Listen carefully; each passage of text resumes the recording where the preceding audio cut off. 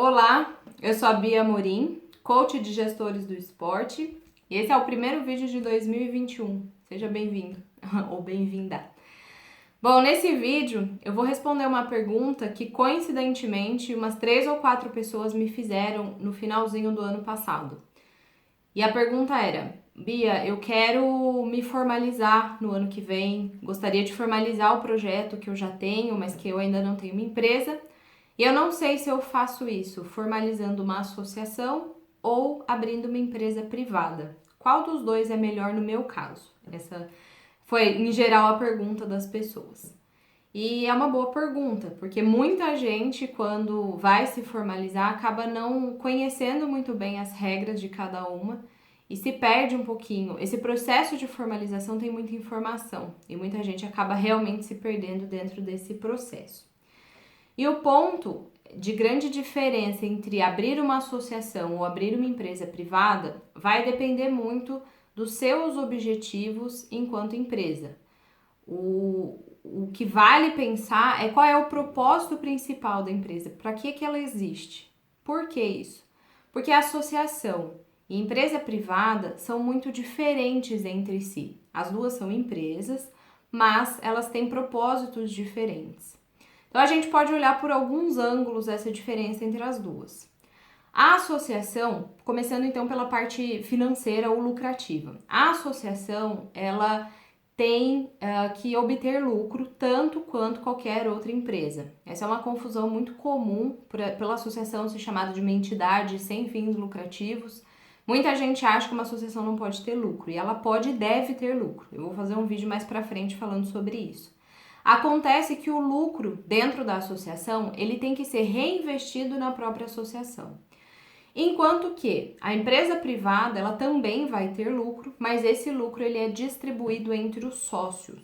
Então esse é um dos principais pontos que acaba diferenciando uma coisa da outra. E aí entra uma segunda característica, um segundo viés que a gente pode olhar, que é a questão da certificação, da regulamentação jurídica, da gestão contábil de uma associação ou de uma empresa privada. As duas também, pensando em natureza jurídica, são diferentes entre si. Enquanto a associação tem um estatuto social, precisa ter as assembleias gerais para poder se formalizar, e cada assembleia precisa ter uma ata registrada, que são os documentos que formalizam a associação. Uma empresa privada ela é aberta com um contrato social, e basicamente é o principal documento que os sócios vão precisar ali em termos de formalização. Eu não vou entrar muito nesses aspectos contábeis e jurídicos, porque essa não é a minha especialidade, mas é importante saber que tanto em uma quanto em outra vão existir documentações, regulamentações, impostos, e que o acompanhamento de um advogado e de um contador é extremamente fundamental, tanto para um quanto para outra. Mas aonde eu vou me apegar aqui é em termos de gestão.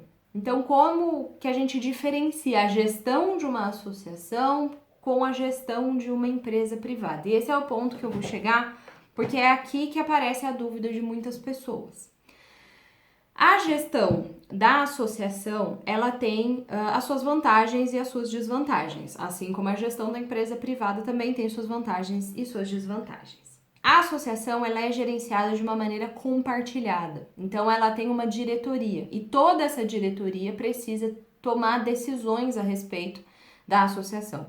Eu tenho vídeos aqui, vários, falando sobre essa composição de uma associação, principalmente a associação esportiva, e é legal que você pense sempre que a gestão de uma associação ela é compartilhada. Então, a pessoa que idealiza a associação, ela não tem muita autonomia de decisão. Talvez ela tenha ali no começo, enquanto a associação ainda é pequena e tem poucas pessoas, mas depois de um tempo, toda a diretoria começa a fazer parte, todas as decisões precisam ser tomadas em conjunto. Então, isso é uma vantagem e uma desvantagem. É uma vantagem porque essa gestão compartilhada ela representa a natureza de uma associação.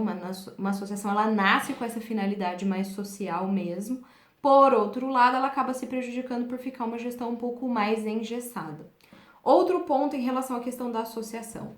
Hoje no Brasil, o esporte ele roda muito em torno deste formato de empresa, que são as entidades do terceiro setor, associações.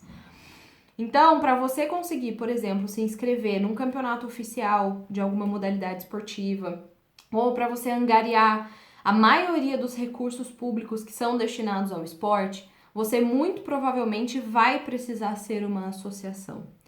Talvez se você for uma empresa privada, você até consegue participar de alguns editais, mas você vai ficar muito limitado nessa participação. É por isso que o ambiente esportivo ainda tem muitas organizações com essa característica de associação. Então pensa aí, quando eu falei no começo do vídeo que o que vai diferenciar essa sua decisão, se você vai para um lado ou para o outro, é a questão do propósito da sua empresa, o propósito desse seu projeto. Você tem vontade de participar de campeonatos oficiais regulamentados por federações e confederações?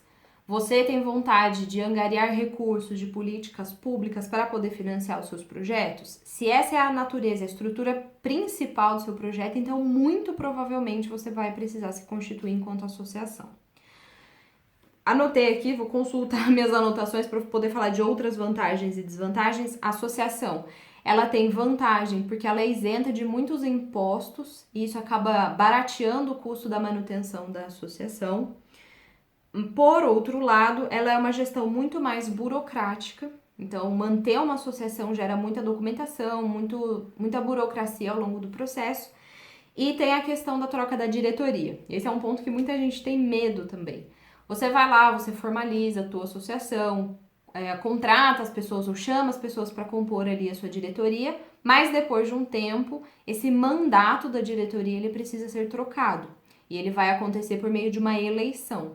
Para participar dessa eleição, desse processo de eleição da nova presidência, esse edital precisa ser aberto. Então, pode ser que, vamos supor, você monte a sua associação, depois que ela está toda estruturada, venha um grupo ou pessoas de fora se candidatem para gerenciar essa associação e eles tomem essa associação de você. É raro, mas acontece. O que a gente faz para evitar esse tipo de coisa? Uma boa gestão. A boa gestão evita esse tipo de conflito em que um quer puxar a associação de um lado para o outro, enfim. Então, essas são as características principais da associação. Por outro lado, a empresa privada, ela tem mais essa característica de autonomia. Então, o dono da empresa é o dono da empresa e ele faz aquilo que ele quer dentro da regulamentação. Ele toma as decisões da maneira como ele deseja. Então, ele não precisa ficar amarrado com ninguém. Além disso, na empresa privada, como eu comentei, o lucro é dividido pelos sócios, então essa questão da lucratividade acaba pesando para muitos empresários, dependendo dos objetivos que ele tem com essa empresa que ele está abrindo. E gerenciar uma empresa privada é mais fácil, mais simples do que gerenciar uma associação nesses quesitos em termos de burocracia. Por outro lado, aí vem a desvantagem de uma empresa privada dentro do contexto esportivo.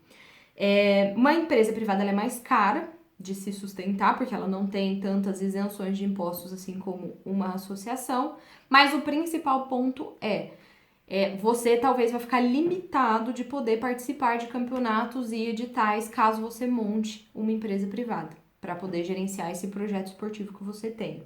Então esse é o ponto que acaba sendo o principal fator de decisão das pessoas.